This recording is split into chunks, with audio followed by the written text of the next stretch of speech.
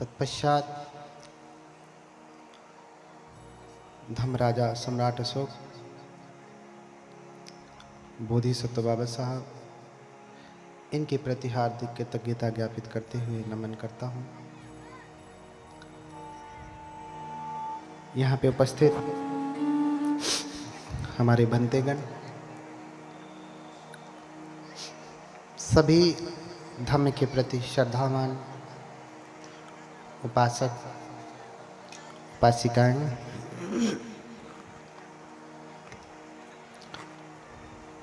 आप सभी लोगों के प्रति हार्दिक मंगल मैत्री करते हुए मंगल कामना करता हूँ। हर दिन जगह ज़्यादा होती फिर भी ऐसे ही बैठते हैं कि गर्मी लगे खूब।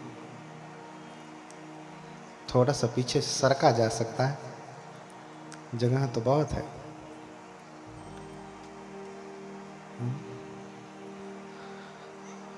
आज अंतिम दिन है तो थोड़ा हवा लेके बैठिए, पहले ही नहीं जाना है, थोड़ा लंबे समय तक बैठना है।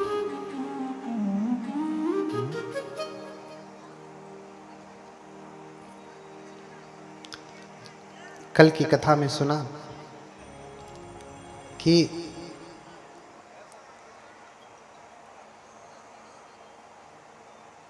सिद्धार्थ गौतम गृह त्याग कर देते हैं।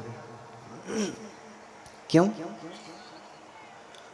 क्योंकि जीवन के अनित्य को देखते हैं, इसलिए गृह त्याग कर देते हैं। बूढ़ा व्यक्ति, बीमार व्यक्ति, मृत व्यक्ति और फिर प्रवज्जित, इनको देख करके घर छोड़ते हैं।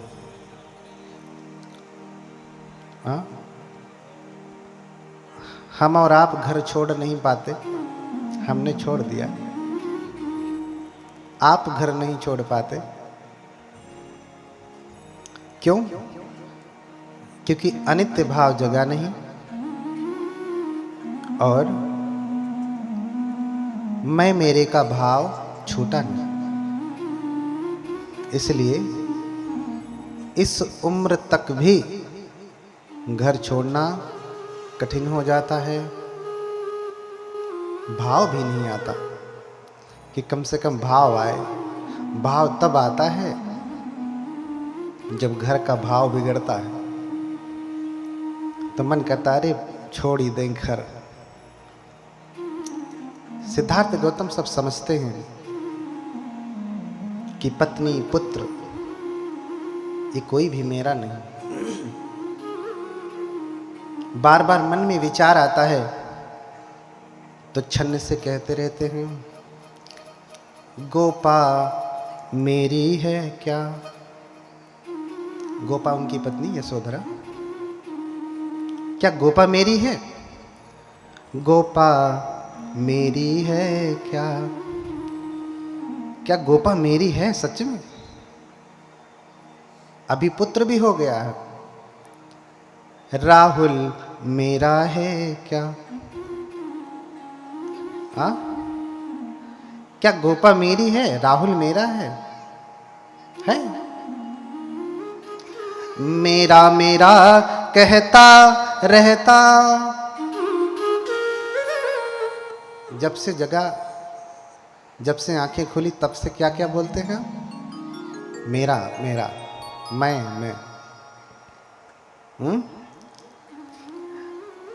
मेरा मेरा कहता रहता, जीवन मेरा है क्या? है क्या? नहीं है ना? इसलिए सब कुछ समझ लिए कि न गोपा मेरी न राहुल मेरे न जीवन मेरा। और जब ज्ञान प्राप्त किए तो उन्होंने कहा भी कि पुत्र मथि धन मथि इति बालो विहंयति, अताही अतनो नथि कुतो पुता कुतो धन। मेरा पुत्र, मेरा धन, मेरे आंति बंधु, पति पत्नी, भाई बंधु सब मेरे, लेकिन कोई मेरा नहीं।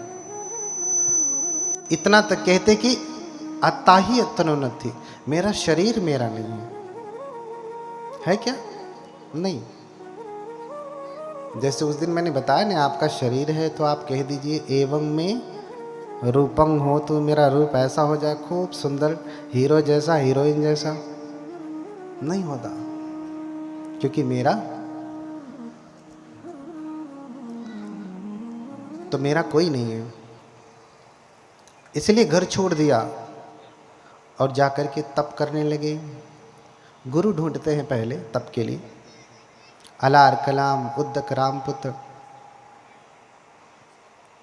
इन सारे गुरुओं के पास वो बहुत प्रकार की विद्याएं सीखते, तप करते, लेकिन ज्ञान प्राप्त नहीं होता। कठोर तप करते। तप की ऐसी पराकाष्ठा कि शायद आज तक के इतिहास में, धर्म के इतिहास में इतना कठोर तप किसी ने नहीं किया। किया क्या?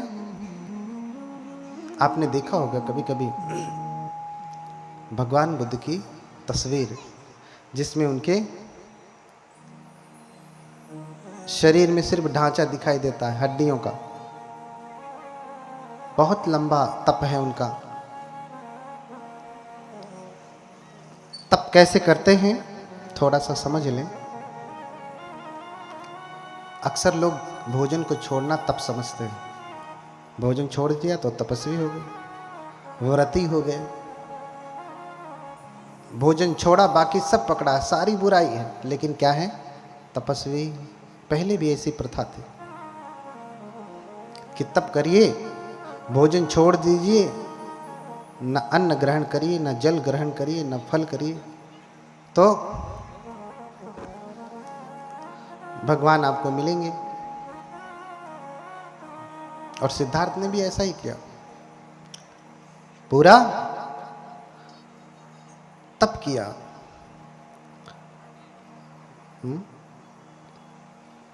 6 वर्ष तक तप किया।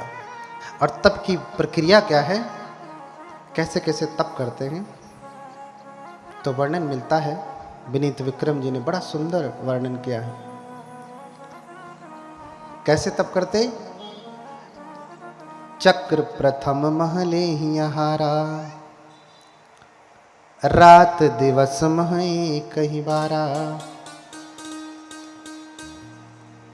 कैसे तप करते? रात दिन में एक बार भोजन ग्रहण करते। चक्र अपर मह दुई दिन माही, एक ही बार तपोधर खाही। पहले रात दिन में एक बार भोजन करते, बहुत दिन तक किया। अब जो कोई मिला नहीं, कोई प्रकट नहीं हुआ, कोई भगवान, कोई देवता, कोई और अलौकिक शक्ति, तो सोचा कि शायद तपश्चर्या अभी कठोर नहीं, तो और कठोर करता हूं। तो रात दिन में एक करते थे, तो अब 2 दिन में एक बार करने लगे। रात दिन यानी 24 घंटे में एक बार। इसका ठीक करो भैया। हाँ, फिर 2 दिन में एक बार करने लगे। और फिर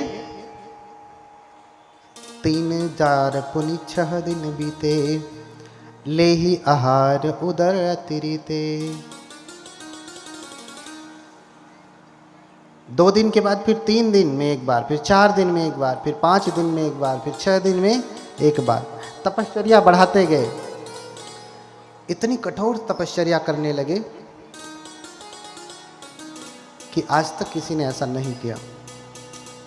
3 4 पुनि 6 दिन बीते, ले ही आहार उदर अतिरिते। 6 दिन में एक बार करने लगे। और फिर अन्न भी छोड़ दिया, भोजन करना ही बंद कर दिया। 6 दिन मानी 1 सप्ताह, 7 दिन, 8 दिन, फिर बंद कर दिया। लगा कि अभी भी तप शायद कठोर नहीं है, इससे भी कठोर करूँगा तो कोई अलौकिक शक्ति प्रकट होगी, मुझे बुद्ध बना देगी, मुझे ज्ञान दे देगी। अन्नाहार अवध करी पारा, फलाहार व्रत उडकट धारा।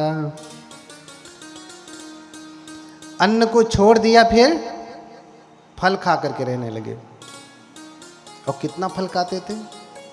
5-10 दर्जन केला, 10-12 किलो सेब, इतना। जैसे आप लोग व्रत रहते हैं तो खूब फल चलता है, अन्न नहीं मिला तो कम से कम 2-4 दर्जन केला ही खा लिया और फिर भर परात सेब खा लिया, हो गया व्रत। हाँ, लेकिन वो कितना खाते? कछु दिन आम तो कछु दिन छेही, नित एक फल ले ही न दोई। कभी आम कभी केला, कभी आम कभी केला। रोज एक ही फल लेते थे, 2 नहीं लेते थे। आम लिया तो एक आम, केला लिया तो एक केला, पूरा दर्जन भर, पूरा परात भर, इतना नहीं, थोड़ा सा ही। कछु दिन आम तो कछु दिन छेही, नित एक फल ले ही न दोई। उसको भी फिर छोड़ दिया, लगा कि ये भी ज़्यादा हो रहा है, इससे भी कम खाऊंगा तो शायद कोई शक्ति प्रकट हो जाए। तो फिर क्या करने लगे? प्रतिदिन एक ही चनक चबाई। क्या करने लगे? एक चना चबा के रहने लगे। कितना? एक चना। एक चना तो खाने के बाद यहाँ तक पूरा हो जाता है ना, लेकिन इतना कठोर तब किया। एक चना खा के एक दिन रह रहे, आप रह लेंगे ना? और वो भी बड़ा लगने लगा उनको। तो नित एक तिल खाही बहोरी, लखही न आन असन मुख मोरी।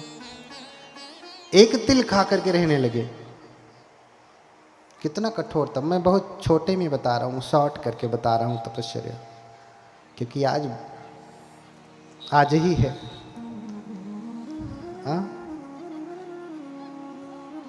एक तिल खा के रहने लगे। अब बताइए, अब जब देखा कि ये भी शायद ज्यादा है तो फिर पानी पी करके रहने लगे। पानी भी अधिक लगने लगा तो सोचे शायद पानी पी रहा हूं इसीलिए कोई पराशक्ति मेरे ऊपर कृपा नहीं कर रही है कि ये तो अभी कुछ न कुछ ले रहा है, शायद ये भी छोड़ दूं तो वो प्रसन्न हो जाए। इसलिए पानी उछारी पवन पर रही, करि तप उग्र दुसह दुख दही। फिर जल भी छोड़ दिया, पानी भी छोड़ दिया, पानी पीना बंद, सिर्फ हवा पी करके रहते थे। हवा, हाँ, 2-4 गिलास हवा पी लिया और रहते थे। आप कितना गिलास हवा पीते हैं? कितना लीटर? कितना किलो? हाँ, वो भी जितना आप पीते हैं उतना वो भी पी करके रहने लगे। हाँ, और जब तप कर रहे हैं तो उनके साथ 5 तपस्वी भी हैं। 5 तपस्वी, भद्दी, अस्सजी, कौंडिन्य, महानाम, वप्र। जो मैंने बताया 8 ब्राह्मण आए थे उसमें एक कौंडिन्य है, वही कौंडिन्य है इन पंचवर्गीयों में। इन पंचवर्गीयों में वही कौंडिन्य है। अब कौंडिन्य सबसे सीनियर हो गए यहाँ पे 5 में। वहाँ सबसे जूनियर थे, यहाँ सबसे सीनियर हो गए, ज्येष्ठ हो गए। और जब सिद्धार्थ तप कर रहे हैं तो वो भी तप कर रहे थे। जब तक भोजन चला तब तक चले, जब तक फल चला तब तक चले, जब तक तिल खा करके रहे तब तक चले, और जब पानी पी करके रहे तब तक चले। पानी भी छोड़ दिया, हवा पी करके रहने लगे तो इनका संयम टूट गया। देखी विकट तप धीरज भंगा, पंच तपी छक छारे नि संगा। उनका धैर्य अब नहीं रहा। भैया हमसे नहीं होगा, अब तुम ही तप करो, जब ज्ञान प्राप्त होगा तो हमें बता देना। हाँ, तुम तप करो, पाना तो हमें बता देना।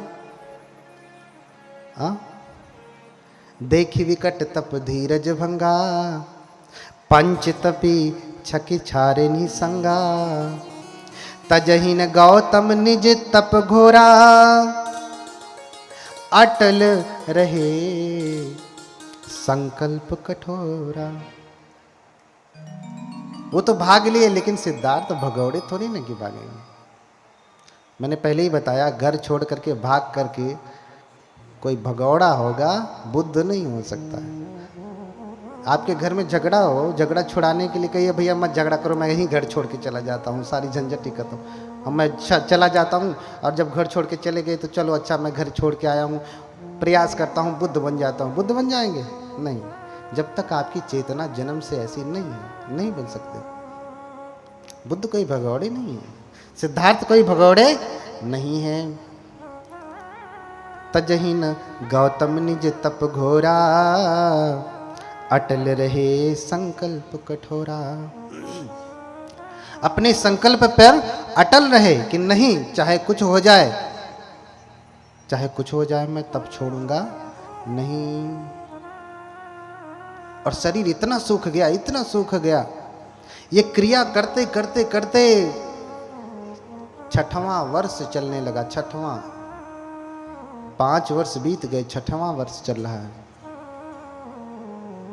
इतना करते करते करते हर महीने हर वर्ष कुछ न कुछ छोड़ते छोड़ते अब सिर्फ हवा पे रह रहे हैं। कठोर तप कर रहे हैं कि अब कोई आ जाएगा। अरे बड़ी कठोर तप किया, उससे पहले भी बरसही मेघ घटा घन घोपी, कीचड़ बीच पर ही चित चोपी।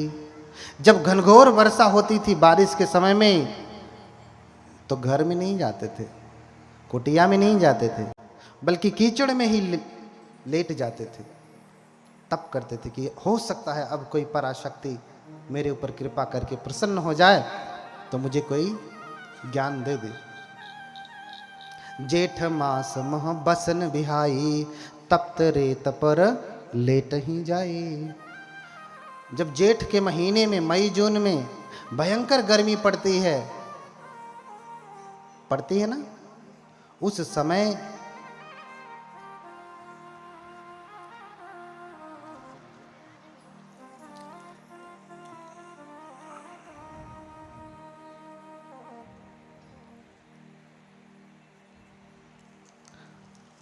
तो जब गर्मी का समय था, भयंकर गर्मी, उस भयंकर गर्मी में भयंकर तप रही रेत पे जाकर के लेटते थे कि शरीर जब तपेगा तो हो सकता है कोई प्रसन्न हो जाए। लेकिन कोई प्रसन्न नहीं हुआ। बड़ी लंबी तपस्या, बड़ी लंबी तपस्या, लेकिन कोई प्रकट नहीं हुआ। तो शरीर सूख गया, सिर्फ रक्त मांस खर ताप सुखाने, हाड़ हाड़ सब देह लखाने। सब कुछ सूख गया, मांस सूख गई, रक्त सूख गया, जो कुछ भी था अंदर के अंग वो सब कुछ सूख गए। अब क्या बचा? सिर्फ हाड़, हड्डियां।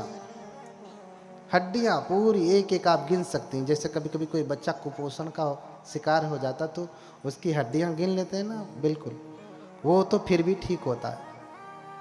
उनकी दशा, उनकी स्थिति उससे भी बुरी हो गई तप करते करते,